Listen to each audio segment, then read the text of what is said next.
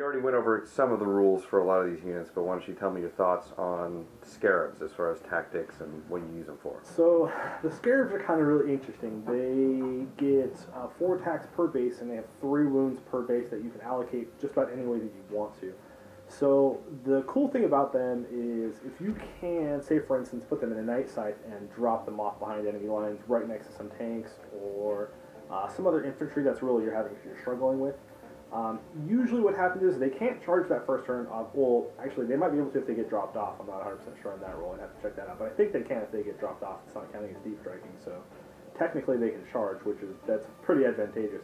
Normally you would deep strike them or something like that if you needed to get them across the board. But with the Night Sight ability, I can basically just drop them off, get them within charge range of a tank. They're going to get in base contact. And the really cool ability that they have is, like I said, 4 attacks per base. But they have a necrotic poison, I believe is what it's called, or entropic strike. And what it does is every time I get a hit, I score a hit, it's going to reduce your armor by 1 every single time. So it continues to reduce your armor as I roll sequentially. So if, let's say, you start out armor value 14, every time I hit you on the next roll, I have to beat a 13. On the next one, I have to beat a 12. On the next one, I have to beat an 11.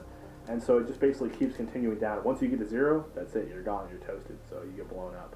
And there's just enough of them to where you can kind of swarm a vehicle, blow it up, and then as the next turn, a lot of them are going to survive. You charge into the next vehicle, start getting those strikes and lowering its armor. And if they all die in the process of doing that, it's okay because the armor value is still probably going to be lowered by at least 4 or 5 hits. You know, there's so many of them attacking.